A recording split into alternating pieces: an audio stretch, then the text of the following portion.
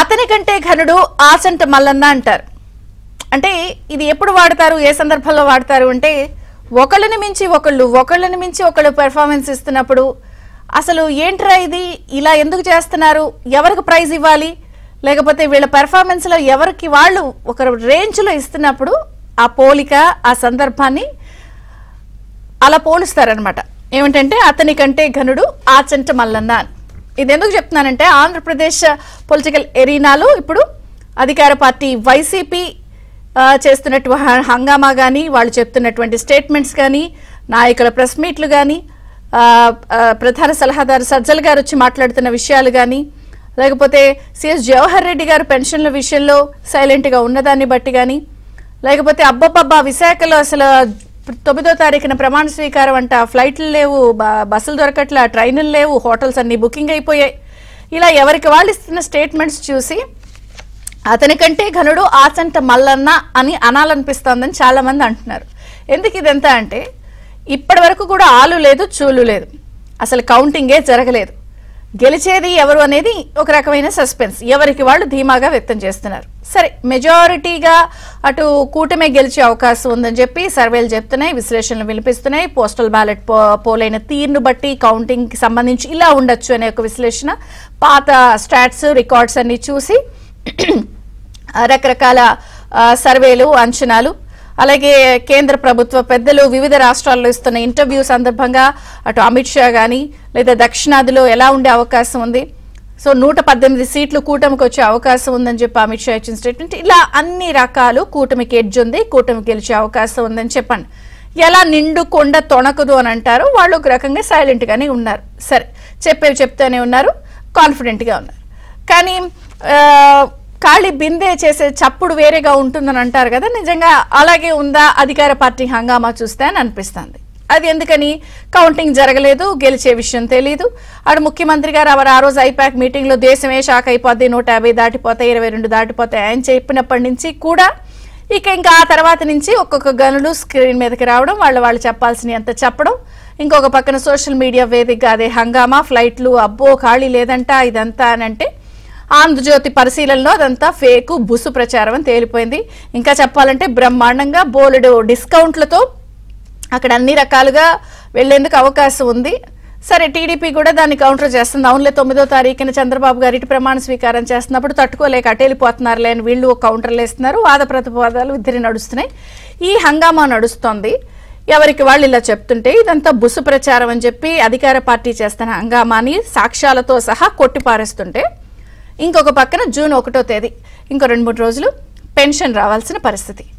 మరి పెన్షన్ రావాలి అన్నప్పుడు ఈ తతంగం, ఈ హంగామా జరుగుతున్నా ఎప్పుడూ కూడా జరగాల్సిన ప్రక్రియ, ప్రభుత్వం చేయాల్సిన పనులన్నీ సాఫీగా వాటి ప్రొసెసెస్ ప్రకారం అవి వెళ్ళిపోవాలి.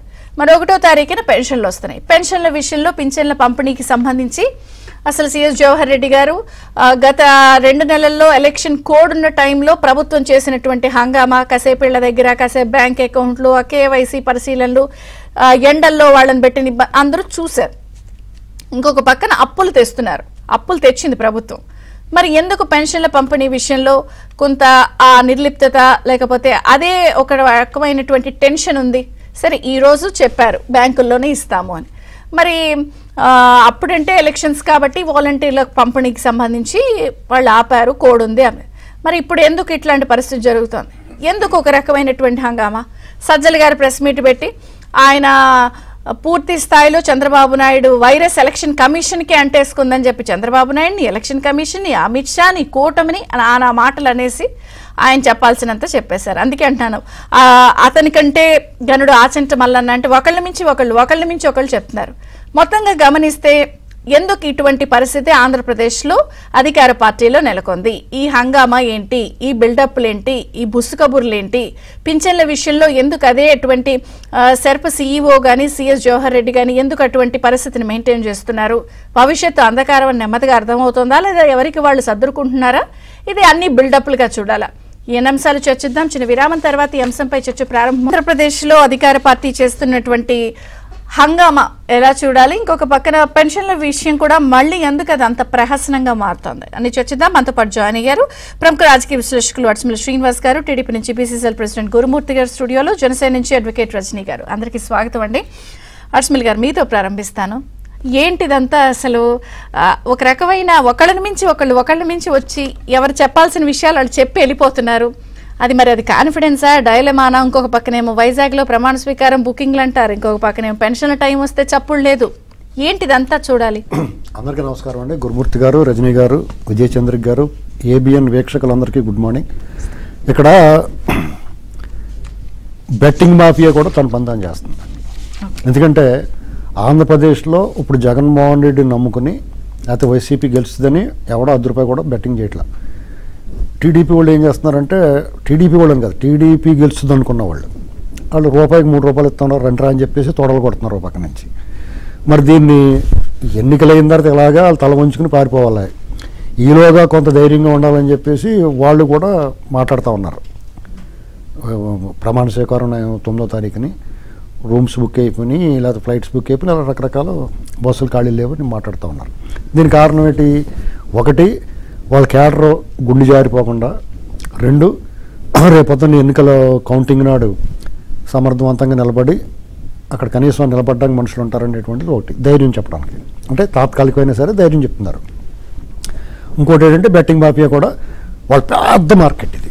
ఎందుకంటే మీరు ఒక కోడి పందాల్లోనే వేల కోట్ల పందాలు డబ్బులు చేతులు మారుతాయి. అటువంటిది ఆంధ్రప్రదేశ్ ఎన్నికల్లో ఇప్పుడు మీకు ఆంధ్ర, తెలంగాణ, కర్ణాటక, తమిళనాడు ఈ 4 రాష్ట్రాల్లో కూడా తెలుగు వాళ్ళు ఎక్కడ ఉంటే అక్కడ పందాలు నడుస్తాయి.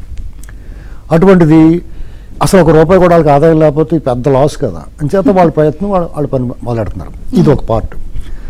మీరు ఎవరైతే తెలుగుదేశం పార్టీ, తెలుగుదేశం అని కాదు జగన్ వాడాలని కోరుకుంటున్నారో, అంటే పార్టీలుగా నేను మాట్లాడతలేదండి, జగన్మోహన్ రెడ్డి అనేటువంటి వ్యక్తి ఈ రాష్ట్రానికి అనవసరం, ఇతను సర్వనాశనం చేశాడు, ఇతను వద్దురా బాబు అని చెప్పేసి ఒక రకమైన తిరుగుబాటు జరిగింది అక్కడ. ప్రజలందరికీ తెలుసు ఆ విషయం. కొంతమంది ఇతను రాకూడదు, ఇతను వస్తే భవిష్యత్తు భయంకరంగా ఉంటుంది, మన బతుకు ఏమైపోతుంది, ఉనికికే ప్రశ్నార్థకం అని భావించే వాళ్ళందరూ కూడా ఇటువంటి వార్తలు విన్నప్పుడు వాళ్ళకి గుండె జారిపోతుంది, భయం వేస్తుంది. ఆ భయం వేసి వాళ్ళకి నేను చెప్తున్నాను, మీరు ఒకసారి ఎప్పుడూ అడ్డగోలుగా మాట్లాడే సజ్జల రామకృష్ణారెడ్డి కానీ 10 రోజుల నుంచి స్క్రీన్ మీద లేని ఆయన మళ్ళీ ప్రెస్ మీట్ పెట్టడాన్ని ఎలా చూడాలి? అతను దానికి గ్రౌండ్ ప్రిపేర్ చేసుకుంటున్నాడు. రేపు పొద్దున్న చెప్పబోయే దానికి ఇప్పుడు నుంచి మెల్లమెల్లగా గ్రౌండ్ ప్రిపేర్ చేసుకుంటున్నాడు. అలాగే అంబటి రాంబాబు గారు కానీ, పేర్ని నాని కానీ, ఇంకా ఇతరులు కానీ వాళ్ళ ఆహాకారాల ఆర్తనాదాలు మీరు శ్రవణానందకరంగా విని ఆనందించాలి. ఎందుకంటే అది ఇట్ సెల్ఫ్ ఇండికేషన్ వాళ్ళు సర్దుకుంటున్నారు దుకాణం అని. దీన్ని గమనించుకోవాలి సార్. చిన్న డిఫరెన్స్ ఉంటుంది. డెఫినెట్గా కింద పడ్డా మాదే పై చేయంటారు వాళ్ళు. సిగ్గు ఎగ్గు లేకుండా రాష్ట్రంలో గత సంవత్సరం 3 ప్రాంతాలకు సంబంధించిన పట్టభద్రుల ఎన్నికల్లో ఘోరంగా ఓడిపోయి అతను కొల్లకోట కూడా బద్దలైపోయిన తర్వాత కూడా వాళ్ళు ఇంకా మాకు 175 అన్నారంటే సిగ్గు ఉండాలి, వాళ్ళకన్నా ఉండాలి, ఇన్ని వాళ్ళకి మనకన్నా ఉండాలి.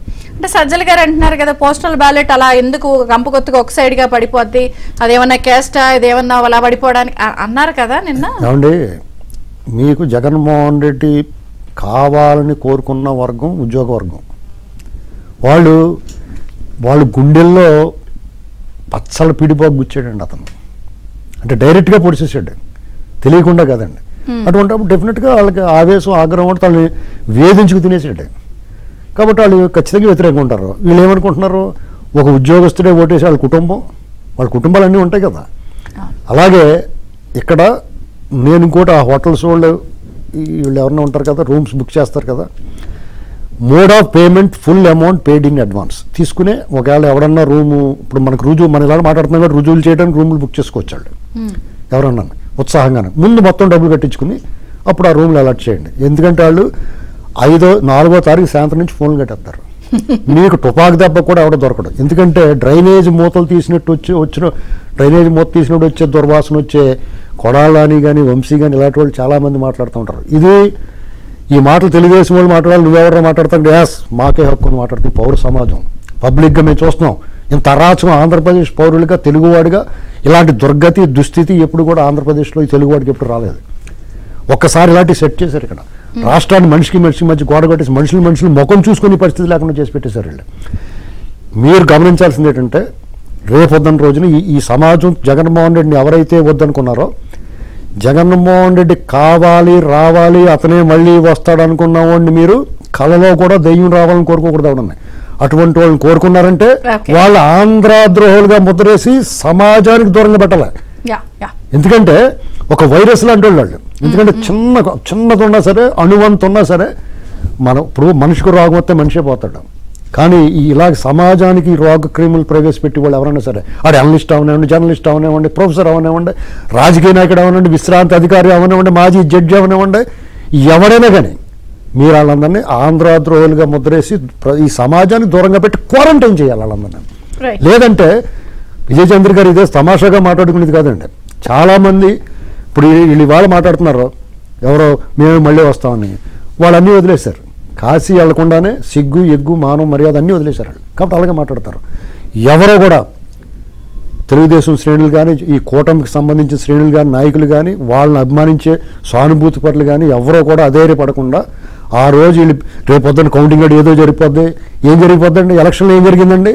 1, 2, 3, 4 చాలా ప్రశాంతంగా జరిగింది ఎలక్షన్. రకంగా చెప్పాలంటే 3-4 చోట్ల జరిగింది. తిప్పి కొట్టారు, తరువు కొట్టారు. మేము చాలా సంతోషించాను. ఆ మాత్రం తిరుగుబాటు లేకపోతే రేపు వద్దన్న ఇటువంటి అనేక సందర్భాల్లో డిబేట్లెస్ ఎలక్షన్ ఎలా జరిగింది అని మాట్లాడుకున్నాం. నేను చాలా క్రితం చెప్పాను, వీళ్ళందరూ పారిపోతారండి, అది నిజం చేస్తున్నారు వాళ్ళు. నేను మళ్ళీ చెప్తున్నాను, వీళ్ళు సింగిల్ డిజిట్ కి పరిమితం అవుతారు. అందరూ ధైర్యంగా ఉండండి. ఎందుకంటే ఇప్పుడు ఈ భయానికి కారణం ఎలా ఒక చిన్న చెప్పేసి, ఒక దయ్యం ఉన్న ఇంట్లో దయ్యం వదిలిపోయినా సరే ఆ ఇంట్లో కాపురం ఉండాలంటే మనకు భయం వేస్తుంది. ఎప్పుడు ఏ మూల కిటికీ తీస్తే అందులోంచి వచ్చేద్దేమో అని భయం వేస్తూ ఉంటుంది. కాబట్టి ఆ గుబులు అది వదిలేయండి. ఎందుకంటే ఈ పశుపతిని ప్రజలందరూ తిరుగుబాటు చేసి బయట పంపించారు. అతను రేపు 4వ తారీఖు ఫలితాల ప్రకటన అనేటువంటిది లాంఛనమే. కానీ మీరందరూ కూడా మళ్ళీ ఇటువంటి కుల మత ప్రాంత రోగానికి జాడ్యానికి లోపడకుండా మీ రాష్ట్రాన్ని అభివృద్ధి చేసుకోవాల్సిన బాధ్యత, మీ భవిష్యత్తు నిర్మించుకోవాల్సిన బాధ్యత ప్రతి ఒక్క తెలుగువాడు ఆంధ్రుడి మీద ఉంది. రైట్. టీడీపీ నుంచి గురుమూర్తి గారు ఉన్నారు. నమస్తే గురుమూర్తి గారు, బ్రేక్ఫాస్ట్ న్యూస్ కి స్వాగతం. నమస్తే. ఏంటి మీ అధినేత వాళ్ళు వస్తున్నారు జూన్ 9న, అసలు ఏం జరుగుతుంది? వాళ్ళు చూస్తేనేమో మాదంటారు, మీరు చూస్తేనేమో మీరు కాన్ఫిడెంట్ గా ఉన్న స్టేట్మెంట్ రావట్లేదని ఇటు సైడ్ ఏదో అంటున్నారు, లేదు బెట్టింగ్ అని అంటున్నారు. ఇంకొక పక్కన పరిపాలన అనేది ఒక ప్యారలల్ గా జరిగిపోతూ ఉండాలి. అది కొంత మళ్ళీ అలా స్తబ్దుగా ఉంది. అంటే స్కీముల విషయంలో కానీ ఎవరు ఏం మెదపట్ల. అసలు జూన్ 9 ఏం జరుగుతుంది? ఖచ్చితంగా జూన్ 9న నారా చంద్రబాబు నాయుడు అనే పదాన్ని మనం వినబోతా ఉన్నాం. ఇది పంచభూతాల సాక్షిగా జరగబోయేటువంటి విషయం. ఈ మాట ఎందుకు చెబుతున్నానంటే, వైసీపీ ప్రభుత్వం ఏదైతే ఉందో వీళ్ళు హడావుడి చేస్తామన్నారు. వైజాగ్లో ఏదో రూములు బుక్ అని ఉట్టి మాటలే. ఎందుకంటే గతంలో నేను మహానాడు అప్పుడు కానీ యువగోళం అప్పుడు కానీ అకామిడేషన్ కమిటీలో పనిచేశాను. నేను హోటళ్ళతో కూడా రాత్రి మాట్లాడా. 50% డిస్కౌంట్లు ఇస్తున్నారు, 7, 8, 9 కూడా డిస్కౌంట్లు ఉన్నాయని చెప్పారు రాత్రి. అదేవిధంగా ఫ్లైట్ టికెట్లు కూడా మేము చూసాం. అవి కూడా కామన్గా 3,500, 3,300 అట్లా ఉన్నాయి. మరి ఇలా హడావుడి ఏంటి? ఇప్పుడు జగన్మోహన్ రెడ్డి ఎట్లా ఉందంటే ప్రభుత్వం మొదటి నుంచి కూడా పవన్ కళ్యాణ్ గారితో అత్తారింటికి వెళ్ళే దారి ఏదో సినిమాలో ఓ పాట ఉంటుంది, అవునంటే కాదనిలే కాదంటే అవుననిలే, ఆడవారి మాటలు కాదు, జగన్ రెడ్డి మాటలకు అర్థాలే వేరులే. ఇవి మొదటి నుంచి కూడా చూసుకోండి. ఆయన్ని ఒకసారి అబ్జర్వ్ చేస్తే ఆ రోజు ఏం చెప్పాడు? ప్రతిపక్షం అప్పుడు రాజధాని గురించి చెప్పాడు, యూటర్న్ తీసేసుకున్నాడు నాశనం చేసి. ఆ తర్వాత పోలవరం గురించి చెప్పాడు, యూటర్న్ తీసుకున్నాడు. ఉద్యోగస్తులు అందరికి చెప్పాడు, అనాసి పిఎస్ అనాసి, ఏమైంది? యూటర్న్ తీసేసుకున్నాడు. ప్రత్యేక హోదా మెడల్ ఉంచుతా అన్నాడు. ఎవరు ఉంచారు మెడల్ చెప్పమనండి? వాళ్ళ ఎవరు మెడల్ ఉంచారు? అట్లా మొత్తం అన్ని విషయాలు, ఆఖరి కడప స్టీల్ ప్లాంట్ల విషయంలో కూడా 2 సార్లు శంకుస్థాపన చేసి సొంత జిల్లాకు ఏం చేయలేని అసమర్థుడు. కాబట్టి అంతేకాదు, అలా బాబాయ్ సొంత బాబాయ్ విషయం చూసుకోండి. ఆ రోజున ఏం మాట్లాడాడు సొంత బాబాయ్ విషయంలో?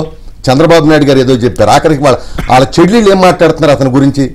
కాబట్టి ఇవాళ అంతా కూడా వాళ్ళు ఏంటంటే ఒకటి చెప్తారు, ఒకటి చేయటం అనేది ఆ బ్యాచ్కి అలవాటు. అదంతా పిట్టల దొరల బ్యాచ్ అనమాట. ఒక ఆయన చెప్పంగానే 2 ఆయన సజ్జల రామకృష్ణారెడ్డి అదే మాట మాట్లాడుతూ ఉంటారు. ప్రజలందరూ కూడా ఇసికిపోయారు. ఇవాళ జగన్మోహన్ రెడ్డి గెలవటకు అసలు కారణం ఏమని చెప్పమనండి? ఇవాళ మొత్తం కూడా ఎవరో యువత, విద్యార్థి, వృద్ధులు కానీ, అదేవిధంగా మహిళలు కానీ, రైతులు కానీ అందరిని కూడా సర్వనాశనం చేశారు. వీళ్ళు ఎవరన్నా పోనీ వీళ్ళు బాగు చేశారంటే పోన్లో వీళ్ళకి ఓట్లు వేయొచ్చు అని చెప్పవచ్చు. ఇవాళ ఒక్కటే, చంద్రబాబు నాయుడు గారిని ఖచ్చితంగా ప్రజలు కోరుకుంటా ఉన్నారు. అవునన్నా కాదన్నా 150+ సీట్లతో కూటమి మేము రాబోతున్నాం. దీంట్లో ఇది నేను సంవత్సరం నుంచి ఇదే మాట చెబుతున్నా. మీరు కూడా అన్నారు అనిపించదమ్మా. నేను చెబుతా దానికి కారణం కూడా మీరు కూడా ఇంతవరకు కూడా ఈ మాట అంటే అంతమంది డిబేట్ లో కూడా ఇదే మాట అడిగారు. అసలు మీరు బూతుల దగ్గర నిలబడతారా అని కూడా అడిగారు. మీరు అడిగారు ఇదే డిబేట్ లో ఇక్కడే అడిగారు నన్ను. బూతుల దగ్గర నిలబడ్డాం, పోరాటం చేశాం, కష్టపడ్డాం. ఎందుకు చేసాం చెప్పమమ్మా? జగన్మోహన్ రెడ్డి అనేటువంటి దుర్మార్గుడు ఎస్సీ, బీసీ, ఎస్టీ, మైనార్టీ వర్గాలకు చెందినటువంటి 500 మందిని కొత్తగొప్పించాడు. మా బిడ్డలను చంపించేశాడు. ఎంతమంది ఆడపిల్లలు ఈ రాష్ట్రంలో కనపడకుండా పోయారు, ఎంతమందిని మీద అత్యాచారాలు జరిగినాయి, ఎంతమంది బిడ్డలు ఇవాళ గంజాయి బానిస అయిపోయి వ్యవస్థలు మొత్తం కూడా కుప్పకూలిపోయినాయి. ఇంకో పక్కన రాష్ట్రం మొత్తం కూడా అప్పులు ఉబ్బులో ముంచేశాడు. ఏంటి నీ చేసిన సంక్షేమం ఏంటి? నేను మొదటి నుంచి చెబుతున్నా, జగన్మోహన్ రెడ్డి సంక్షేమం మోసకారి సంక్షేమం. ఎందుకంటే ఆయన ఊరినే పంచాడు తప్పితే సంక్షేమం అనేది అభివృద్ధి జరగాలి. ఒక కుటుంబంలో విదేశీ విద్యకు డబ్బులు ఇస్తే ఆ కుటుంబం బాగుపడుద్ది. లేదు, చంద్రన్న బీమా పథకం కింద బీసీలు కానీ, ఎస్సీలు కానీ, మైనార్టీలు రకరకాల పనుల్లో ఉంటారు. ప్రమాదాలు జరిగినప్పుడు 5 లక్షలు ఇస్తే ఆ కుటుంబం బాగుపడుద్ది. ఏంటి ఇచ్చింది 5,000, 10,000 ఎవరు బాగుపడ్డారు? నేను అడుగుతున్నా ఈరోజు చెప్పమానండి. పోనీ అటన్నా అన్నీ పెంచేశాడు కదా. నిత్యావసర వస్తువుల ధరలు పెంచాడు, ఇంటి పన్ను, పొలం పన్ను, చెత్త పన్ను, ఆడి దేవస్వం పన్ను, అదేవిధంగా ఎన్ని రకాల పన్నులు ఉంటాయి ఈ రాష్ట్రం, అన్ని రకాల పన్నులు వేశాడు కదా. ఇవాళ కరెంట్ ఛార్జీలు ఆనాడు చంద్రబాబు నాయుడు గారు ఒకసారి పెంచారా? కానీ ఈయన 9 సార్లు పెంచాడు. ఏంటి ఈయన ప్రజలకు చేసింది ఏంటి చెప్పండి. తర్వాత ఆ రోజున సరే ఓకే 49% ఆ రోజు ఓట్లు ఉండే, మాకెంత వచ్చింది? ఆ రోజు 40% వచ్చింది. అదేవిధంగా పవన్ కళ్యాణ్ గారికి జనసేనకు 6%, బీజేపీకి 1%. ఇవాళ ఆయనకి ఉద్యోగస్తులు ఎవరైతే ఉండారో ఆ రోజున అవుట్ రైట్గా నిలబడితే, ఇవాళ మేము చెబుతున్నామమ్మా, ఉద్యోగస్తులు మా దగ్గరికి వచ్చి మాకు చెప్పారు సలహాలు. ఏమని? మీరు ఇట్లా చేయండి, ఇట్లా చేయండి, ఇట్లా చేయండి. వాళ్ళు ఎగబడి ఓట్లు వేశారు. 90% మాకేశారు. ఈ పాయింట్ మీదకి వస్తున్నా. సజ్జల్ గారు నిన్నేమన్నారు? క్యాస్ట్ ఓటింగా, క్లాస్ ఓటింగా కదా నిన్న ఈ మాట మాట్లాడింది. అలా గంపుగొత్తగా ర్యాలీ అయిపోవడానికి ఏంటంట ఇది మాదే ఓటింగ్ అన్నారు. అది మంచి పాయింట్ చెప్పారు. గతంలో కూడా ఆయన గ్రాడ్యుయేట్ సెలక్షన్ అప్పుడు ఏమన్నాడు? మా ఓటర్లు కాదన్నాడు. అంగన్వాడీ వాళ్ళు అప్పుడు ఏమన్నాడు? అసలు ఇలా మా వాళ్లే కాదన్నారు. అంగన్వాడీ వాళ్ళు పగబట్టి చేశారు, ఉద్యోగస్తులు అందరూ పగబట్టి చేశారు. క్లాస్ వాటర్స్ ఏంటమ్మా? క్లాస్ వాటర్స్ ఏంటి? మాస్ వాటర్స్ దీనికి ఏమైనా ఉండరా? చెప్పనండి. మాస్ వాటర్స్ దీనికి ఏమైనా ఉండరా? బీసీ వర్గాలు మొత్తం కూడా మీరు అని అంటున్నారు. అమిత్ షా గారు అన్న స్టేట్మెంట్ కూడా ఆయన ఏమన్నారు? నార్త్ లో బాగా వాళ్ళకి తగ్గిపోతున్నాయి కాబట్టి సౌత్ వచ్చేస్తున్నాయి అని బిల్డప్ ఇచ్చేస్తున్నారు. ఇదంతా ఏం లేదు అన్నారు కదా. ఇప్పుడు మీకు అర్థమవుతుందా సజ్జల రామకృష్ణారెడ్డి గారి మాటలు? ఎందుకు ఏంటంటే మొన్నటి దాకా ఏదో మాట్లాడారు వాళ్ళు ఇష్టం వచ్చినట్టు. ఎలక్షన్ కమిషన్ పనిచేయట్లేదు, పోలీసులు మాకు ఇంటి చేస్తున్నారు అంటే ఏంటంటే నిదానంగా రేపు 4వ తారీఖు తర్వాత శ్రీనివాసరావు గారు చెప్పారు కదా, ఇంకా చేతులు ఎత్తేసి ఇట్లా మాకు అన్యాయం చేశారని చెప్పడం కోసం ఇదంతా గ్రౌండ్ ప్రిపేర్ చేస్తా ఉన్నారు. అంతే తప్పితే మేము గ్రామ స్థాయిలో పనిచేసిన వాళ్ళం. మేము చెబుతున్నాం, మీరు రాసుకోండి, మళ్ళీ డిబేట్కి వస్తా. 150+ వస్తేనే వస్తాను ఇక్కడికి. దాంట్లో ఛాలెంజ్ చేసి చెబుతున్నాను. ఎందుకో చెప్పనండి, ఆవేశం, ఆవేదన. ఒక్క రైతు ధాన్యం పండిస్తే 6 నెలలు డబ్బులు అయిపోతే ఈ ప్రభుత్వం ఆ రైతు ఏమైపోవాలి చెప్పమానండి. ఇవాళ విద్యార్థులకు చదువుకున్న విద్యార్థులకు ఇప్పుడు పెన్షన్లు ఏంటి అసలు? మళ్ళీ బ్యాంకులు అంటున్నారు. అది చెప్పండి. పెన్షన్లు వచ్చింది 2 రోజుల్లో పెన్షన్ల హడావిడి. చెప్పండి అసలు పెన్షన్ల పరిస్థితి ఏంటి ఇప్పుడు? పెన్షన్లని నిజం చెప్పాలంటే జగన్మోహన్ రెడ్డి దాన్ని కూడా ఎన్నికల కోసం ఉపయోగించుకున్నాడు. గత 2 నెలలది. అప్పుడు ఏమని చెప్పాడండి? పెన్షన్ది మేమైతే ఇంటికి ఇస్తాము, అదే కనుక రేపు చంద్రబాబు నాయుడు ఇవ్వడానికి కేవలం చీఫ్ సెక్రటరీ జవహర్ రెడ్డి గారు, జగన్మోహన్ రెడ్డి గారు. పాపం అమ్మ, ఎంతమంది ముసలాళ్ళు చనిపోయారు. ఈ పాపం ఉరికిన పొద్దా గుర్తుపెట్టుకోండి. అప్పు, నుప్పు ఏవైతే ఉండయో ఎన్ని పాపాలు పెరిగినట్టు పెరుగుతూ ఉంటాయి. పగ, ఈ 3 కూడా వీళ్ళు చేసినటువంటి పాపం వీళ్ళని వెంటాడుతుంది. 1000 గోవులు ఉంటే దూడ ఆవు దగ్గరికి వెళ్ళిద్ది, తన ఆవు దగ్గరికి. అట్లాగే జగన్మోహన్ రెడ్డి చేసినటువంటి పాపాలు ఏవైతే ఉన్నాయో ఈ రాష్ట్రంలో ప్రజానికి అందరం కూడా ఆ పార్టీని చుట్టేశారు. మొత్తం కూడా ఈ పాపాలన్నిటికి కూడా రేపు 4వ తారీఖున 150+ సీట్లతో ఎన్నైనా రావచ్చు. అసలు వాళ్ళకి 5-6 సీట్లు వచ్చినా కూడా ఆశ్చర్యపడడం అవసరం. ఆ విధంగా ఉంది. తర్వాత ఎందుకంటే పెన్షన్ విషయంలో నేను ఒక ఉదాహరణ చెప్పండి. ఎన్నికల జరగక ముందు పెన్షన్ మేము కూడా దృష్టి పెట్టాం. మా తోటలూరు గ్రామంలో 1233 పెన్షన్లు ఉన్నాయి. గ్రామ సచివాలయ సిబ్బంది ఉన్నారు, 1,20,000 1,40,000 మంది ఉన్నారు, అంగన్వాడీ వాళ్ళు ఉన్నారు, ఆశా వర్కర్లు ఉన్నారు, ఇవ్వచ్చు. అసలు వాళ్ళు ఎవరు లేకుండానే నేను ఒకరోజు చూసా. ఫస్ట్ రోజు వెళ్ళి కూర్చున్నాం మేము కూడా. ఆరోగ్యం బాగుండే వాళ్ళు, రాగలిగిన వాళ్ళందరూ పంచాయతీ ఆఫీసులో తీసుకున్నారు. రెండో రోజు మిగిలిన వాళ్ళు ఉన్నారు. 2 డేస్లో 1,233, అంటే మాది 6,300 వాటింగు, దాదాపు ఒక 9,000 మంది అట్లా జనాభా ఉన్నారు ఊరు, మేజర్ పంచాయతీ హెడ్ క్వార్టర్. 2 రోజులు ఇవ్వగలిగారు. కేవలం ఇది కూడా ఎన్నికలు ఉపయోగించుకుంటే కోసం ఇవ్వద్దని చెప్పి ఇబ్బంది పెట్టాలని చెప్పి చేశారు. కానీ సిబ్బంది చాలా బాగా పనిచేశారు వాళ్ళు. మేము నిజంగా గ్రామ సచివాలయ సిబ్బంది జగన్మోహన్ రెడ్డి వేసినా కూడా వాళ్ళు మేము చూసాం. వాళ్ళు నిజంగా కూడా, ఎందుకంటే వాళ్ళు కూడా ఇసిగిపోయారు ఈ జగన్మోహన్ రెడ్డికి. వాళ్ళ వాలంటీర్స్ కావచ్చు, వాళ్ళు కావచ్చు, ఎవరు కూడా ఇప్పుడు ఎలక్షన్స్ అయిపోయినాయి, మళ్ళీ ఎలక్షన్ కమిషన్ కి సమాచారం ఇచ్చి ఇళ్ల దగ్గర ఇవ్వచ్చు. అయినా కూడా అంటే ఇప్పుడు సిఎస్ జవహర్ రెడ్డి గారు ఇందాక నేను హెడ్లైన్స్ చదివాను, ఏమని మళ్ళీ అకౌంట్లు అని అంటున్నారు. ఇదేంటి మతలబ్ ఏంటి? కేవలం వెళ్ళేటప్పుడు కూడా ఎవరు కూడా శుభ్రంగా ఉండకూడదు. జగన్మోహన్ రెడ్డి వెళ్తా కూడా రాష్ట్రాన్ని అప్పులు ఎట్ట ముంచేశాడు, పుట్టుకొస్తున్నాయి కదా, మళ్ళీ చేస్తాడు కదా. అంటే ఎంత అవకాశం ఉంటే అది చేస్తాడు ఆయన. ఎందుకంటే ఇది శక్తికి మించి ఎంతవరకు కుదిరితే చూడండి. నిజంగా ఈ ఫంక్షనర్స్ మీద ప్రేమ ఉంటే ఎన్నికల ముందు ఏదైతే ఈ పథకాలు ఉండేవో వాటికి డబ్బులు వేయాలని అడావుడి చేశాడు ఎన్నికల ముందు. ఎన్నికలు అయిన తర్వాత ఎవరికి ఇస్తున్నారండి ఈ డబ్బులు? ఎవరికి ఇస్తున్నారండి? కాంట్రాక్టర్లకు డబ్బులు ఇస్తా ఉన్నాడు. గత ప్రభుత్వంలో ఈయన రాకముందల ఉపాధి హామీ కింద ఆ రోజున 2,500 కోట్ల కేంద్రం నుంచి వస్తే ఆ రోజు రోడ్లు వేసాం. 25 కిలోమీటర్ల రోడ్డు, చెత్త సంపద తయారు కేంద్రాలు, అంగన్వాడీ బిల్డింగ్లు ఇవన్నీ కూడా చేశాం. దేశంలో నెంబర్ 1గా అభివృద్ధి చేస్తే 2,500 కోట్లు ఇవ్వకుండా ఆ రోజున 100 మందిని చావటానికి కారకుడయ్యాడు జగన్మోహన్ రెడ్డి. ఇవాళ ఏం చేస్తా ఉన్నాడు? మొన్నటిదాకా సంక్షేమం, నా ప్రజలు, నా వృద్ధులు అన్నవాడు అవన్నీ గాలికి వదిలేసి ఇవాళ డబ్బులు మొత్తం కూడా కాంట్రాక్టర్లకు ఇస్తా ఉన్నాడు. ఇది జనాలు చూడలేదు. ఇప్పుడు కూడా అదే అని అంటారా? అదే తతంగమా ఇదంతా? దీని వెనకాల ఇలా మళ్ళీ డబ్బులు తెచ్చి బ్యాంకుల ద్వారా వెళ్ళి తీసుకోండి అంటే వాళ్ళు అటు ఇటు తిరిగితే డైవర్షన్ లో ఉండి వేరే ఏదైనా జరుగుతుందా? ఖచ్చితంగా ఏంటంటే వాళ్ళు ఎప్పుడు కూడా ఒక వ్యవస్థను కానీ ఒక కార్యక్రమాన్ని కానీ మంచిగా చేయాలని కోరుకునేటువంటి మనస్తత్వం కలిగిన వాళ్ళు కాదు. వీళ్ళు విధ్వంసకారులు. అందుకు ఉదాహరణే ఆ ప్రజావేదిక పడగొట్టి పరిపాలన సాగించినటువంటి మహానుభావుడు. ఈ రాష్ట్రాన్ని విధ్వంసంతో, అదేవిధంగా భయంతో, భయాందోళనతో, ఇందాక చెప్పారు శ్రీనివాసరావు గారు, దెయ్యం ఉంటే కనుక భయపడి అట్లా జనం కూడా అనుకుంటారు. కానీ జనం ఎవ్వరు అనుకోవసరం లేదు. కార్యకర్తలు అనుకోవసరలా, ప్రజలు అనుకోవసరలా. ఖచ్చితంగా కూటమి బ్రహ్మాండమైనటువంటి మెజార్టీతో, ఊహించని మెజార్టీతో రేపు చంద్రబాబు నాయుడు గారు, పవన్ కళ్యాణ్ గారు మంత్రివర్గ విస్తరణ చేయబోతా ఉన్నారు. బ్రహ్మాండమైనటువంటి పరిపాలన అందించబోతా ఉన్నారు. ప్రజలందరూ కూడా ఎలాంటి ఆందోళన చెందవసరం లేదు. ఎందుకంటే వాళ్ళు విశాఖపట్నంలో పెద్ద హోటల్స్ అంటారు, ఇవన్నీ కూడా ఉట్టి మాటలు. నిజం చెప్పాలంటే బెట్టింగ్కి వాళ్ళ పందాలకి రాటలాళ్ళు. మేము అడుగుతుంటే 1,00,000 మీరు 2 లక్షలు ఇస్తారని అడుగుతున్నారు. అంటే ఏంటి? కార్యకర్తలకు తెలిసిపోయింది, వాళ్ళ నాయకులకు తెలిసిపోయింది. వీళ్ళ ఊరిని ఏంటంటే ఏదో పైకి గంభీరంగా మేకపోతే గాంభీర్యం ప్రదర్శిస్తా ఉన్నారు. రేపు 4వ తారీఖున తెలిసిద్ది. ఆ రోజున మళ్ళీ చెబుతారు, మేము చెప్పాం కదా పోలీసులు, ఎలక్షన్ కమిషన్ మమ్మల్ని మోసం చేసింది అంటారు. దానికోసం అంటే ఆల్రెడీ ఈ డైలాగ్ అదేనా? చంద్రబాబు కూడా ఈసీ కూడా చంద్రబాబు వైరస్ పట్టిన ప్రిపరేషన్. అంతే కదా. మొన్నటిదాకా మొత్తం వీళ్ళు వ్యవస్థ వీళ్ళు చేతిలో పెట్టుకుని ఒక్క మాట అమ్మా, ఆఖరికి మా తెలుగుదేశం పార్టీని కూడా సర్వనాశనం చేయాలనుకున్నాడు జగన్మోహన్ రెడ్డి. కానీ అది సాధ్యం కాదు. ఎందుకంటే గతంలో వాళ్ళ తండ్రి ఒక మాట అన్నాడు అసెంబ్లీలో. ఆ రోజు కూడా చంద్రబాబు నాయుడిని తెలుగుదేశం పార్టీని ఖతం చేస్తా అన్నాడు. కానీ ఏమైంది? ఇవాళ ఎన్ని వందల మంది, ఎన్ని వేల మంది ఒక వైట్ పేపర్ రిలీజ్ చేయమనండి. ఎన్ని కేసులు పెట్టారో మా మీద, ఎంతమందిని చంపారో రిలీజ్ చేయమనండి. ఆ పాపాలన్నీ ఊరికినే పోతాయా?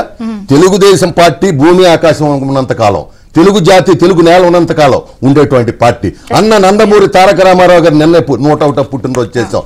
మేము నిన్న సీతాఫల మండి వెళ్తే కొన్ని వందల మంది అభిమానులు ఇక్కడ కథం దొక్కుతున్నారు తెలంగాణ. నాకు అనిపించింది ఏ స్వార్థం లేకుండా ఎంత కష్టపడుతున్నారంటే మహానుభావుడు పెట్టినటువంటి పార్టీ.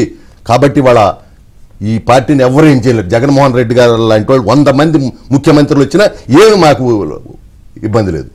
జనసేన నుంచి అడ్వకేట్ రజనీ గారు ఉన్నారు. రజనీ గారు నమస్తే, బ్రేక్ఫాస్ట్ న్యూస్ కి స్వాగతం.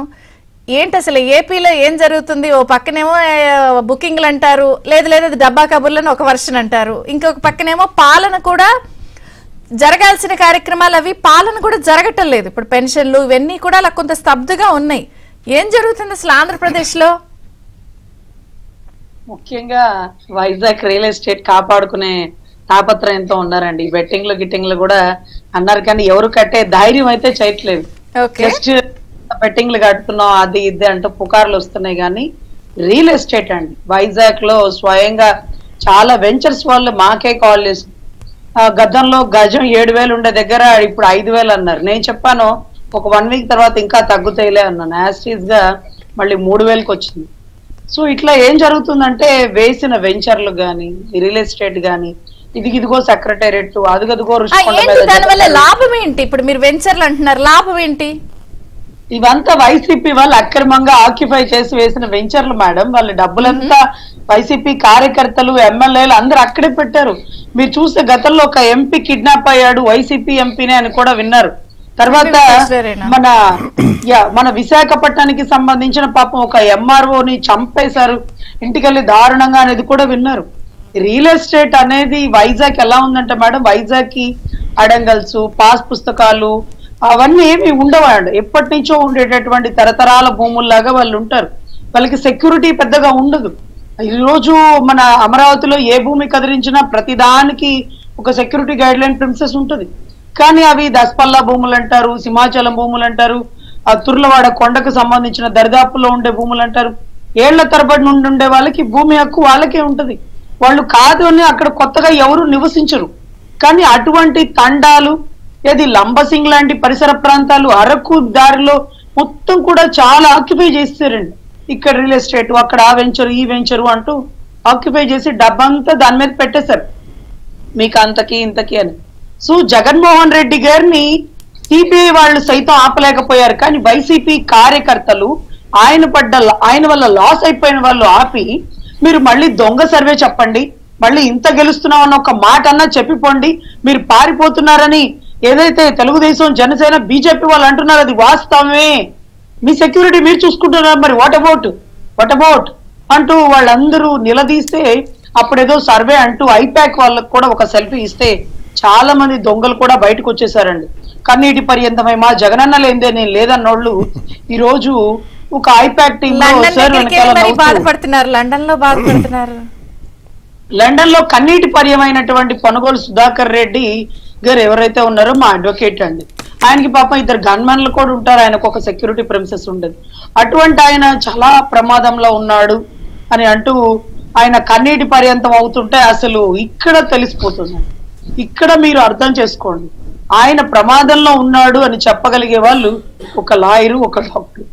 సో ఒక అడ్వకేట్ చెప్తున్నారు ఆయన ప్రమాదంలో, ఎందుకంటే ఆయన ప్రమాదంలో ఉన్నప్పుడు జైల్లో ఉన్నప్పుడు పలుమార్లు కలిసింది ఈయన, పలుమార్లు లబ్ధి పొందింది కూడా ఇతనేనండి.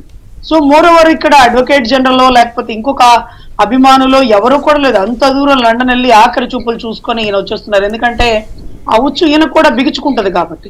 సో ఎనీవే ఇక్కడ రియల్ ఎస్టేట్ కోసం చేసేద్దాంతా.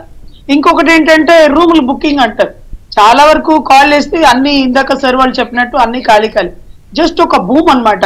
వైజాగ్ లో సార్ వచ్చేస్తున్నారు, అదిగదిగో కృష్ణకొండ అంటూ ఈ రోజు ఎవరు వస్తారా పొంగలి పొంగించడానికి, చెల్లింది తెస్తాడా తల్లిని తెస్తాడా, అసలు ఆయనదేనా కాదా అంటే ఆఖరికి పాపం రోజా గారి చేతుల మీదుగా ఏదో పర్యాటక శాఖ అన్నారండి, డబ్బంతా దాని మీద పెట్టాను అన్నాడు. మొత్తం లెక్క తీస్తే 100 రూపాయలు అక్కడ ఖర్చు పెట్టానని రాసుంటారు బహుశా. అది ఇప్పుడు మన లెక్కలు తీసుకుంటే 10 రూపాయలు ఖర్చు ఉంటుంది. అంటే 10 రూపాయలు పెట్టిన ఖర్చుకి 100 రూపాయలు లెక్క రాశారు. మనం ఎంత లోతుకు వెళ్ళిపోయామంటే ఒక ఊబిలోకి వెళ్ళిపోయిందండి ఆంధ్ర రాష్ట్రం. పలానా ఆంధ్ర రాష్ట్రంలో 151 సీట్లతో గెలిచాడు కదా అని పక్క రాష్ట్రాలు కూడా చెప్పుకున్న పరిస్థితి అండి. అరే అన్ని సీట్లలో గెలవకూడదురా, మళ్ళీ ఇలా ఓడిపోతాం చూడు చిత్తుగా అని రేపటి రోజు పక్క రాష్ట్రాల వాళ్ళు కూడా బాగా చెప్పుకుంటారండి. ఎందుకంటే మీరు ఇలా అంటున్నారు, సజ్జల్ గారు వచ్చి చక్కగా ఏమంటున్నారు, ఎక్కడైనా అలా గంపగొత్తుగా పడిపోతాయా, లేదా ఒక క్యాస్టా ర్యాలీ అయిపోవడానికి అవే పోస్టల్ బ్యాలెట్ ని అంటున్నారు, ఈసీని అంటున్నారు. ఆఖరికి అమిత్ షా గారికి ఉండే సమాచారం బేస్డ్ గా ఆయన చెప్పినా దాన్ని కూడా ఏమంటున్నారు, ఆ క్యాడర్ లో ధైర్యం నింపడం కోసం ఇదంతా సౌత్ లో వస్తాయని నార్త్ లో రావట్లేదు కదా అని చెప్పి ఆఖరికి అమిత్ షా గారిని కూడా అన్నారు. ఏమంటారు మరి మేడం? ఆయన కొడుకు ఎక్కడున్నాడో ఒక్కసారి అడ్రస్ కనుక్కోండి. He was not there. అతను ఫస్ట్ ఎస్కేప్ అయిపోయిన పర్సన్ అతనేనండి. ఎందుకంటే ఈ మార్ఫింగ్ కానీ ఫొటోస్ కానీ తెలుగుదేశం మహిళలని సంబంధించినటువంటి ట్రోలింగ్స్ కానీ అన్ని అతనే, అందరూ ఎస్కేప్ అయిపోయారు. ఇక ఆఖరి అస్త్రంగా అతను ఒక జర్నలిస్ట్ కాబట్టి ఈ పోస్ట్ పోయిన జర్నలిస్ట్ పోస్టులో నిలబడొచ్చు కాబట్టి ఇంకా కూడా ఇక్కడే ఉండి ఇలాంటి తప్పుడు సమాచారాన్ని డైవర్ట్ చేస్తున్నాడు. కానీ మీరు ఒకటి గుర్తుపెట్టుకోండి, రియల్ ఎస్టేట్ తీసేయండి, ఇంకొకటి తీసేయండి, ఇందాక మీరు చెప్పారు ఓట్ బ్యాంకింగ్ గంప గుర్తు కానీ అలా ఎందుకు వేశారో, ఎన్ని సూట్ కేసులు మారినాయో, ఎంత భరోసా ఇచ్చాడో, ఎంత భయపెట్టాడో, ఎంత డబ్బులకి ప్రలోభలు పెట్టాడో, ఎంత మందిని కిడ్నాప్ చేశాడు అనేది ఆ 151 మంది ఈ రోజు వలసగా ఒక 25-30 మంది స్వయంగా టీడీపీ క్యాడర్ ని అడిగారు సార్ అని మొన్న ఒక రోజు ఒక డిబేట్ లో చెప్తుంటే, లేదు లేదు సార్ వాడు అన్ని చోట్ల ఓడిపోతారన్నారు. ఏమయ్యా నీకు ఇంత మైనస్ ఉన్నా సరే 25 మంది 30 మంది గెలుస్తారని నేను చెప్తున్నాం కదా, ఒక్కడివే ఉన్నావు. ప్రజల వ్యతిరేకత ఉంది, స్కూల్ టీచర్ల వ్యతిరేకత. పాపం వాళ్ళు అదే మొత్తం తాడేపల్లి ప్యాలెస్ ముట్టడి అనగానే ఎక్కడెక్కడ వాళ్ళ మీద ఎస్సీ ఎస్టీ కేసులు, వాళ్ళ స్కూల్లో పనిచేసే ఆయమ్మల చేత పెట్టించి వాళ్ళని ఇబ్బంది పెట్టి వాళ్ళని అరెస్ట్ చేసి నానా విధ్వంసం చేసాం. అంగన్వాడీ వాళ్ళ సమ్మెతో పాటు నేను కూడా గుంటూరు, పేరేచర్ల ఈ పరిసర ప్రాంతాల్లో కలిసి చేశానండి. సడన్ గా ఎందుకు ఆపేశారమ్మా అంటే, ఇక ఈ రాక్షసుడిని ఎదుర్కోవడానికి కేవలం సైలెంట్ ఓటింగ్ అంటూ ఇలా వేలు చూపించారండి. సో మాకు అప్పుడు అర్థమైపోయింది. సో ప్రజల్లో వ్యతిరేకత ఉండడమే కాదు, ఇంకెంత ముందుంది ముసళ్ళ పండగ అంటూ, ఒక్క నెల రోజులు ఆగండి మేడం ఎలక్షన్ వచ్చేస్తుంది, దాన్ని ఎలా గద్దెదించాలో మాకు తెలుసు అంటూ అంత నిరవధిక సమ్మె చేసిన అంగన్వాడీ వాళ్ళు సడన్ గా ఎందుకు లేచి వెళ్ళిపోయారో మాకు అర్థం కాలే. తర్వాత ప్రత్యేకించి అందరిని అడుగుతూ చెప్తున్నారు, సరే వీళ్ళిద్దరు వ్యతిరేకత ఉంది, మన పైల్వాన్లు, మన గేట్ దగ్గర వాచ్మెన్లు అన్నటువంటి పోలీసు వారండి నిజంగా హ్యాట్స్ ఆఫ్ చెప్పాలి. 30% మాత్రమే ఈ రోజు ఆయన దగ్గర పేమెంట్ తీసుకున్న వాళ్ళు బయటికి వెళ్ళలేక, లోపల ఉండలేక ముసలి నక్క ఏడుపులు ఏడుస్తున్నారు. అంటే 70% మంది ఎవరైతే ఉన్నారో కూటమికి ఓటేసి వాళ్ళ ఓటు లేకపోతే నిలదీసి మా ఓటు ఏమైంది అంటూ డిఐజీని డీజీపీని గొడవ పడితే మా ఓట్లు తీసేశారు, కూటమికి సంబంధించిన ఓట్లు, లేకపోతే మార్పుని కోరుకునే ఓట్లు, ధర్మం పట్ల నిలబడే ఓట్లు తీసేశారు అంటేనే అప్పుడు డీజీపీ. కాదు రజనీ గారు, మీరు ఇంత కాన్ఫిడెంట్ గా మీ టీడీపీ వాళ్ళు, బీజేపీ వాళ్ళు, జనసేన వాళ్ళు ఇంత మాకు అసలు మాదేనండి ఇంత ప్రభుత్వం చెప్తున్నా కూడా మరి వాళ్ళు ఎందుకు అట్లా మాట్లాడుతున్నారు? దాంతోనే చాలా మందికి డౌట్లు క్రియేట్ అవుతున్నాయి కదా. సజ్జల్ గారు వచ్చి జరిగిన ఇష్యూస్ కి ఒక భాష్యం చెప్తారు, ఇంకొకళ్ళు ఎక్కడికో వెళ్ళి ఏడుస్తూ ఉంటారు, లేదా బుకింగ్స్ అని సోషల్ మీడియాలో అంటున్నారు. ఏంటి అసలు వెనకాల ఏంటి? ఏదైనా ఉండాలి కదా, ఏదో బేస్ ఉండాలిగా. మేడం సుమతి, కాలమతి, మందమతి లాగా చాలా మంది ముందే వెళ్ళిపోయారు. మందమతుల్లాగా ఉన్న వాళ్ళు ఈ రోజు మేము లాస్ అయిపోయాం, మేము 100 కోట్లు ఖర్చు పెట్టాం, మేము 50 కోట్లు పరిస్థితి అంటే 4వ తారీఖు వరకు నచ్చ చెప్తున్నారండి. కనీసం ఎలక్షన్ అప్పుడు చేసిన గొడవలు మీరు చూడండి, రేపు కౌంటింగ్ అప్పుడు నిశ్శబ్దంగా జరిగిపోతుంది. అది అసలు ఇక గొడవ చేస్తే ఇక మారేది వచ్చేది కూటమి ప్రభుత్వం. గొడవ చేసిన వాళ్ళందరూ ఇక జీవితాంతం కారాగారంలో ఉండడమే కాకుండా వాళ్ళ పెండింగ్ కేసులు కూడా తిరగదొడతారు. సో మాచర్లలో అన్ని గొడవలు అయిపోయినాయి. రేపటి రోజు కాలేజ్ లో కౌంటింగ్ ఉంది, మేము రాలేం, మా కార్లు పగిలిపోతాయి అంటూ కొంతమంది వైసీపీ ట్రోలింగ్ లో ఉన్న వాళ్ళు చెప్తుంటే, నేను ధైర్యంగా మీరు కొత్త కారు వేసుకెళ్ళండి సార్, ఒక్క రాయి పడితే ఒట్టు అసలు గలాటలే జరగవు సార్. ఎందుకంటే కేంద్ర బలగాలు వస్తున్నారు, వాళ్ళకి నువ్వా నేనా అని తెలియదు, ఎత్తి అవతలేస్తారు. ఈ రోజు పద్మావతి మహిళా విశ్వవిద్యాలయంలోనే నేను లా చదివానండి. యూనివర్సిటీ ప్రెమిసెస్ లో ఉట్టప్పుడు కూడా మందు సీసాలు మగవాళ్ళు విచ్చలవిడిగా నాట్ అలౌడ్. అట్లాంటిది ఈ రోజు స్ట్రాంగ్ రూమ్ అక్కడ ఉంటే ఏ మాదిరిగా లోపలికి వెళ్ళిపోయినాయండి. ఈ రోజు మందు సీసాలు, ఆయుధాలు లోపలికి వెళ్ళిపోయి పులివర్తి నాని గారి మీద దాడి జరిగితే ఆ దాడి మీకు సీసీ కెమెరాలో రాలేదండి. అదేదో మనిషి కెమెరా పెట్టుకునే దౌర్భాగ్యం లాగా వాళ్ళు పాపం వాళ్ళ వెహికల్ కి పెట్టుకున్న కెమెరాలో పడ్డారండి. అక్కడ మీరు అనుకుంటారు బై ఎలక్షన్స్ కి మనుషులను చంపేస్తారేమో, అయిపోయిందండి. Red sand news smugglers, Pushpa 1, Pushpa 2 సినిమాల్లోనే కానీ రియల్ గా చూసే అవకాశం లేకుండా అది కూడా అవతారం వీళ్ళు ఎత్తేసారండి. అన్ని గెటప్ లేసే గెటప్ సీన్లు ఒకటి ఒక పార్ట్ ఒక ఫేస్ అనుకుందాం. అంటే నేను అనేది ఏంటి, ఇదంతా జరుగుతున్నప్పుడు పాలన అనేది ఇంకొక డైరెక్షన్ లో అవ్వాలి కదా. కొత్త ప్రభుత్వం వచ్చే వరకు ఈ రెగ్యులర్ పనులు అయితే జరిగిపోవాలి కదా. మేడం పేమెంట్ ఎక్కడుంది అనుకుంటున్నారు? ఎక్కడ ఉన్నాయని మీరు ఇంకా అనుకుంటున్నారా? మీరు ఇందాక నుంచి పెన్షన్ ఇవ్వట్లేదు అడుగుతున్నారు. అప్పు వచ్చింది కదా మేడం, అప్పు వస్తుంది, అప్పు మళ్ళీ దారి మళ్ళీపోతుంది. బటన్ ఆయన అక్కడి నుంచి నొక్కుతాడా, ఇక్కడి నుంచి నొక్కిస్తాడా, రిమోట్ కంట్రోల్ తో నొక్కేస్తారా, ఏంటి ఏం జరుగుతుంది? ఈ రోజు ఆయన ఒక భయంకరమైన ఉచ్చులో ఇరుక్కుపోయాడండి. కానీ హిట్లర్ మాదిరిగా 2019 నుంచి 2024 వరకు ఒక చరిత్రేనండి. 3 రాజధానులు కూడా ఏ రాష్ట్రంలో లేవండి, మన రాష్ట్రంలోనే. రాజ్యాంగంలో సవరణలు మన రాష్ట్రంలో. ప్యారలల్ గా వెళ్ళాలి కదా ట్రాక్ మీద. ఒక ట్రాక్ పాలన అంటే ఆయనకి ఏం తెలుసు మేడం? పథకాలే కదా ఆయనకి తెలిసిన పాలన. సిఎస్ జవహర్ రెడ్డి గారు బ్యూరోక్రాట్స్ గైడ్ చేయాలి కదా, చెప్పాలి కదా, ఇదండి ఇది సైమల్టేనియస్ గా ఇది వెళ్ళాలి అని. అంటే లేదా మీరు అన్నట్టు కెరీర్ చివరిలో ఆయన మీద వస్తున్న బ్లాక్ మార్క్స్ కి చెప్పుకోలేక సమాధానానికి సరిపోయి ఇది వదిలేశారంటారా? ఆయన ఆయన ఆయన ఎందుకు బ్లాక్ మార్క్స్ మేడం? ఆయన వెళ్ళి వైజాగ్ లో ఆయన భూములు నిజంగా జగన్మోహన్ రెడ్డి నాకు ఇచ్చాడా, ఈ జగన్మోహన్ రెడ్డి గారిని కూడా నమ్మడానికి లేదని ఇంత హడావుల్లో, ఈ ఎలక్షన్ హడావుల్లో, ఈ కౌంటింగ్ హడావుల్లో ఆయన వైజాగ్ వెళ్ళి భూములు పర్యవేక్షించుకొని అడంగల్ పుస్తకాలన్నీ చెక్ చేసుకుంటున్నారు. ఆయన జైలుకి వెళ్ళడానికి సిద్ధంగా ఉన్నారు. లేదు కాదు, ఆయన శ్రీలక్ష్మి గారు లాగా జైలుకి వెళ్ళడానికి సిద్ధపడ్డారు. మళ్ళీ శ్రీలక్ష్మి గారు అంటే వాళ్ళ నాన్నగారు డైన్లో వెళ్ళారు, వాళ్ళ కొడుకు గారు బయటికి తెచ్చి కొంచెం పూర్వ వైభోగం కొద్ది గొప్ప సంతరించారు. ఈయన వెళ్ళిపోతున్నాడు, మళ్ళీ సిఎస్ లోపలికి వెళ్ళిపోతారు. ఈ రెడ్డి గారిని బయటికి తెచ్చేది ఏంటంటే ఉంటాను అలవాటు అయిపోయింది, ఏమవుతుంది ఆస్తులు మాత్రం పెంచుండండి, తర్వాత బెయిల్లో బయటకు వస్తాం. రెండు వైపులా పదునున్న కత్తి కదా మా న్యాయ వ్యవస్థ. ముద్దాయికి బెయిల్ ఇస్తాం, పాపం నిరాధరుడికి బెయిల్ ఇస్తాం.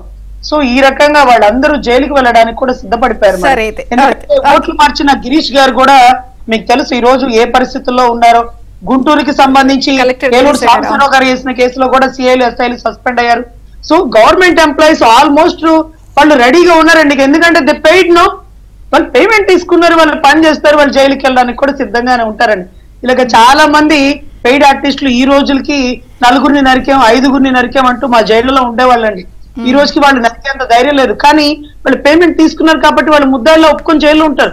కానీ అలాంటి ముద్దాయిలుగా చదువుకున్న వాళ్ళు ఐఏఎస్లు ఐపీఎస్లు కూడా మేము కూడా సిద్ధం అంటే ఇక విద్యా వ్యవస్థ నిజంగా తలదించుకోవాల్సిందే. అంటే మన్మధుడి సినిమాలో అదే గుర్తొచ్చింది, పెయిన్ నో అంటారు, వీళ్ళు పరిగెడుతూ ఉంటారు. మీరందరూ చెప్తుంటే అదే గుర్తొస్తుంది నాకు. దే పెయిన్ నో నో అనగానే వీళ్ళందరూ లేచి వెళ్ళిపోతా ఉంటారు. మళ్ళీ షూకి లేస్ కట్టుకొని పరిగెడతారు చూడండి. ఇప్పుడు ఆ మాదిరిగా వీళ్ళు పరిగెట్టాల్సినటువంటి పరిస్థితి అండి. ఆర్ట్స్మిల్ గారు, సో రకరకాల ఇష్యూస్ అన్ని చూస్తున్నాం, కానీ ప్రభుత్వం పాలన అనేది సజావుగానే వెళ్ళాలి కదా. సో సిఎస్ జవహర్ రెడ్డి గారి వైపే చాలా అన్ని వేళ్లు వెళ్తున్నాయి. ఏమంటారు, ఇది ఏంటి, ఎందుకు ఇలా అవుతుంది ఇక్కడ? అంటే ఇప్పుడు వరకు నేను అనేక ఎన్నికలు చూశానండి, అనేక మంది అధికారులని పరిపాలన చూసాం. సిఎస్ జవహర్ రెడ్డి మీద అన్ని వేళ్లు చూపించినప్పుడు అతనే బ్లాక్ షీప్, జగన్మోహన్ రెడ్డి తొత్తుగా వ్యవహరిస్తాడనేటువంటి స్పష్టంగా తెలిసిపోతుంది. అతని తోడు స్టేట్ ఎలక్షన్ కమిషనర్ మీనాను కూడా అతని తోడు జత వేసుకున్నాడు. పుండు ఎక్కడుందో రచ్చ అక్కడేయకుండా కేంద్ర ఎన్నికల కమిషన్ కూడా వాళ్ళని మార్చింది. వాళ్ళు కూడా దొండిపాళెం బ్యాచ్ అందరినీ మార్చింది, అది వేరే కదా. ఇతను 2 పెన్షన్ల విషయంలో 2 సార్లు 2 నెలల్లో కూడా చాలామంది చావు కారకుడయ్యాడు. ఆ ఒక్క పాయింట్ మీద అతను పక్కా తప్పించవచ్చు. అది కాకుండా అతని మీద మూర్తి యాదవ్ అని చెప్పేసి వైజాగ్ నుంచి జనసేనకు సంబంధించిన ఒక నాయకులు ప్రెస్ మీట్ పెట్టి చెప్పాడు, ఈయన నోటీస్ పంపిస్తానంటే ఎస్ నేను రెడీ, నువ్వు ఆరోపణలు అతను ఒప్పుకున్నాడు.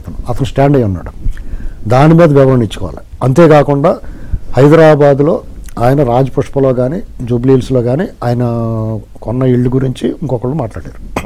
వీటి మీద సమాధానం చెప్పాలి. అయితే ఎవరిని లెక్క చేయకుండా వన్ సైడ్గా మాంసం తిన్నప్పుడు ఎముకలు మెడలో కట్టుకున్నట్టుగా వ్యవహరిస్తున్నాడు, వన్ సైడ్గా వ్యవహరిస్తున్నాడు. వీళ్ళు ఎన్ని ఆరోపణలు చేయనివ్వండి. ఇటువంటి ఇప్పుడే పొద్దున్న తెలుగుదేశం కూటమి అధికారంలో రావటం అనేటువంటి అనివార్యం. హరిహర బ్రహ్మరుద్రాతలు వచ్చినా దాన్ని ఆపలేడు. వీళ్ళు ఏం చేస్తారు, ఎవరిని సిఎస్ జవహర్ రెడ్డిని వాళ్ళు ఏమనుకుంటారంటే జీవితకాలం నిజాయితీ కూడా ఒక్క దెబ్బేసి సెటిల్ అయిపోతారు. గతంలో వీళ్ళ నాన్న జగన్మోహన్ రెడ్డి వాళ్ళ నాన్న ఐఏఎస్ని జైల్లో పంపించాడు. ఈసారి ఐఏఎస్లు జతగా ఐపీఎస్లు పంపిస్తారు క్యారమ్ బోర్డు అది ఆడుకోవడానికి జైల్లో. అయితే వీళ్ళు ఈ జవహర్ రెడ్డిని కేసులు పెట్టి వీళ్ళకి 2 జన్మలు సరిపడగా కేసులు ఉంటాయి. అంటే మళ్ళీ జన్మెత్తినా కానీ జైల్లో ఉండేంత కేసులు ఉంటాయి వీళ్ళకి. వాళ్ళు ఏమనుకుంటారు, తరతరాలకి సంపాదించి పెట్టేసాం, జీవిత చర్మాంకంలో జైల్లో కూర్చొని పుస్తకాలు రాసుకుందాం అనుకుంటారు. కాదు, వాళ్ళ ప్రతి రూపాయి వాళ్ళ గోడ కేసును సున్నం కూడా గోకి ప్రభుత్వ ఖజానాకి జమ కట్టాలి. ఆ పని చేయగలరా తెలుగుదేశం వాళ్ళు? ఇప్పుడు నేను గురుమూర్తి గారిని ప్రశ్నిస్తున్నాను. ఎందుకంటే అలాగే ఇప్పుడు ఈ నాకు అందుబాటులో ఉన్న తెలుగుదేశం నాయకులు కాబట్టి నేను ప్రశ్నిస్తున్నాను. ఇంకోటి, ఈ రాష్ట్రంలో పోలీస్ అధికారులు కానీ కింద స్థాయి నుంచి పై స్థాయి వరకు రెవెన్యూ సిబ్బంది కానీ ఐఏఎస్లు ఐపీఎస్లు కానీ ప్రభుత్వ యంత్రాంగంలో దుర్మార్గం చేసిన వాళ్ళని రెడ్ బుక్ పెట్టామంటున్నారు. ఓకే, చట్ట ప్రకారం శిక్షిస్తూ ఉన్నారు. ఓకే, ఈ చట్ట ప్రకారం శిక్షించలేరు మీరు అంటాను. ఎందుకంటే సాటి ఐఏఎస్ అధికారి ఐపీఎస్ అధికారి ఏబి వెంకటేశ్వరరావు గారిని వీళ్ళు వేధించిన తీరు టోటల్ బ్యూరోక్రసీ తల ఉంచుకోవాలి. మీరు ఐఏఎస్లు ఐపీఎస్లు అయితే మీ ఉద్యోగాలు రాజీనామా చేసి విడిచిపో. ఒక కాకి చచ్చిపోతే 10 కాకులు వచ్చి అరుతాయా? ఒక కోతికి ఆ గాయం అయితే 100 కోతులు వచ్చి మాట్లాడతాయి, అక్కడ అండగా నిలబడతాయా? సిగ్గులేదా వీళ్ళకి ఎవరికైనా? అంటే రేపు 30వ తారీఖు వాయిదా, ఆయన ఆ రోజు రిటైర్ అయిపోతాడా? ఏం అన్యాయం అండి ఇది? దీని గురించి ప్రశ్నించేవాళ్ళు లేడా? దానికి ప్రతిఫలంగా కాంపన్సేషన్ మీరు ఏం న్యాయం చేస్తారు?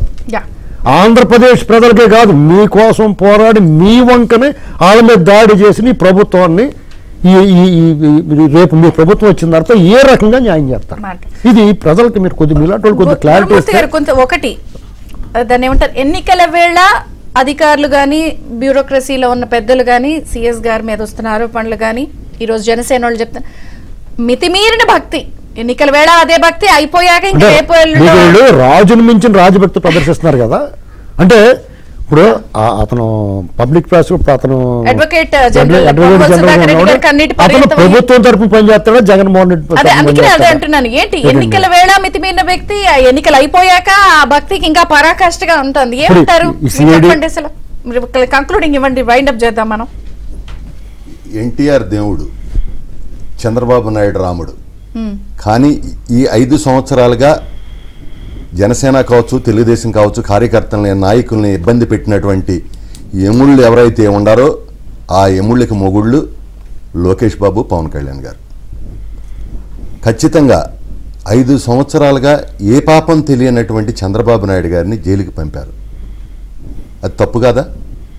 అదేవిధంగా అచ్చెన్నాయుడు గారు, కొల్లు రవీంద్ర గారు, ధూళిపాళ నరేంద్ర గారు, ఈ విధంగా ఎంతోమంది నాయకులు మాలాంటి వాళ్ళని కూడా 15 రోజులు జైల్లోకి వెళ్ళి వచ్చినటువంటి సందర్భాలు. ఈ సమాజంలో కొన్ని విషపురుగులు కానివ్వండి, కొన్ని దోమలు లాంటివి ఎందుకు నిర్మూలిస్తామంటే సమాజం ఆరోగ్యంగా ఉండాలని. ఖచ్చితంగా రాబోయేటువంటి రోజుల్లో ఎవరైతే అతిగా చేశారో అలాంటి వాళ్ళకి ఖచ్చితంగా శ్రీనివాసరావు గారు నన్ను ప్రశ్న అడిగారు, వాళ్ళకి తగిన శాస్తి జరిగిద్ది, దాంట్లో ఎలాంటి అనుమానం లేదు. అదేవిధంగా దేశ చరిత్రలో మొట్టమొదటిసారిగా ఐఏఎస్లు జైలుకి వెళ్ళారు. కానీ ఈసారి ఖచ్చితంగా శ్రీనివాసరావు గారు చెప్పినట్టు ఈసారి ఐపీఎస్లు, ఐఏఎస్లు ఖచ్చితంగా జైలుకి వెళ్ళబోతా ఉన్నారు. ఎందుకంటే వాళ్ళ పాపాల చిట్ట, వాళ్ళ పాపాల పుట్ట పగలిపోతా ఉంది, కొట్టబోతా ఉన్నాం. ఖచ్చితంగా రేపు వీటన్నిటి మీద ఇబ్బంది పెట్టినటువంటి వాళ్ళందరూ కూడా ఏం చేయాలో, ఎలా చేయాలో ఒక ప్రణాళిక ఉంది. అదేవిధంగా ఏబి వెంకటేశ్వరరావు గారు నిజంగా ఆయన పెట్టినటువంటి బాధ పెట్టిన విధానం, మరి ఐఏఎస్, ఐపీఎస్ సంఘాలు ఎక్కడికి వెళ్ళినాయో తెలియదు, కానీ మరి ఆయన ఎంత బాధ పెట్టారో అంతా కూడా మనం కళ్ళారు చూసి ఖచ్చితంగా వీటన్నిటికి కూడా పరిష్కారం ఉంటుంది. కాన్ఫిడెంట్ గా ఉండడం, అందరూ కాన్ఫిడెంట్ గా ఉండొచ్చు. ప్రజలందరూ డిసైడ్ అయి కూర్చున్నారు, ఎందుకంటే ఈ ప్రభుత్వాన్ని దింపాలి అని డిసైడ్ అయి కూర్చున్నారు. సార్ ఏమీ లేని వాళ్ళే మేడం ఈరోజు 175 అంటే కూటమి కలిసినా మేము 120, 130 అంటున్నాం. ఈ రోజు గెలుపు ధర్మానిదండి. ఈ రోజు జరిగిన కురుక్షేత్రంలో ప్రజలే కీలక పాత్ర వహించారు. ఈ రోజు కమ్యూనిటీ వాళ్ళు మారారా, ఇవి మారారా కాదండి, ప్రజలే మార్పు కోరుకున్నారు. వాళ్ళ బిడ్డల భవిష్యత్తు కోసం వాళ్లే ఈ రోజు ఈ ప్రభుత్వాన్ని ఎంచుకుంటున్నారు. మనం చెప్తేనో, మనం టీవీలో మాట్లాడితే మీరు చాలా కాన్ఫిడెంట్ గా మీ కూటమి సభ్యులు, ఈవెన్ కేంద్రంలో ఉన్న బీజేపీ ప్రభుత్వం కూడా దక్షిణాదిలో మేము సూపర్ గా చేస్తాం డంకా బజాయ్. వాళ్ళు 150 అంటే నాకు అప్పుడప్పుడు అనుమానం వస్తుంది. మీరు 150 చెప్పి వాళ్ళు 120, 140 చెప్తే ఉమ్మడి రాష్ట్రంలో కలిపి లెక్కలు చెప్తున్నారా? ఇప్పుడున్న రాష్ట్రంలో లెక్కలు చెబుతున్నారా వీళ్ళందరూ? మేడం 175 అని వాళ్ళు ఫస్ట్ నుంచి చిట్ట చివరి వరకు 4వ తారీఖు కౌంటింగ్ అయ్యి సాయంత్రం 4-5 రిజల్ట్ వచ్చే వరకు చివరి కౌంటింగ్ సెక్షన్ లో మారిపోవచ్చేమో కదా అని వాళ్ళు ఒక స్క్రిప్ట్ ప్లే చేస్తున్నారండి. ఎందుకంటే అన్ని డిబేట్ లో కూర్చుంటున్నాం కాబట్టి ఇంకా కూడా 175. మాకు అసలు అర్థం కావట్లా, మైండ్ పోతుంది. మైండ్ పోయి red eye, black eye, white eye అంటాడు చూడండి, ఆ మాదిరిగా అదేంట్రా బాబు ఇంత కూటమి కలిసిన స్కూల్ టీచర్లు మా పక్షాన ఉన్నారు, పోలీస్ ఆఫీసర్లు ఉన్నారు, అంగన్వాడీ ఉన్నారు, అమరావతి రైతులు ఉన్నారు, ప్రజా వ్యతిరేకులు ఉన్నారు, దళితులు ఉన్నారు. ఇంతమంది ఉంటేనే మేము 130, 140, 120 అనుకుంటే ఎవరున్నారని 175 అంటే దొంగ ఓటర్లను తెస్తారేమో అనుకున్నాం. ఈసారి టీడీపీ, జనసేన కర్ర పట్టుకొని బయట నుంచోబట్టి ఎక్కడోళ్ళు అక్కడ గప్చిప్ అయిపోయారండి. దాని ఎఫెక్ట్ కౌంటింగ్ లో చూపిద్దాం అనుకున్నారు. అక్కడ కేంద్ర బలగాలు నిలబడుతున్నాయి. సో ఇక వారు వన్ సైడ్ అవుతుందండి. కూటమి దిగ్విజయంగా గెలుస్తుంది. నారా చంద్రబాబు నాయుడు గారి ప్రమాణ స్వీకారమే కాదండి, ఈరోజు పవన్ కళ్యాణ్ గారు కూడా కీలక పాత్రలో కూర్చుంటారు. సెంట్రల్ నుంచి ఎప్పుడు అండదండలు మన ఆంధ్ర రాష్ట్రానికి ఉండాలని దాని మీద ఇంకో రోజు పెడదాం. ఎవరెవరికి ఏమేం చేస్తున్నారు ఏమిటి అది మళ్ళీ మనం డిస్కషన్ పెడదాం. థ్యాంక్ యూ రజనీ గారు, అట్స్మిల్లి శ్రీనివాస్ గారు, గురుమూర్తి గారు. Thank you sir. ఇది బ్రేక్ఫాస్ట్ న్యూస్ అప్డేట్స్ కొనసాగుతాయి, చూస్తున్నారు.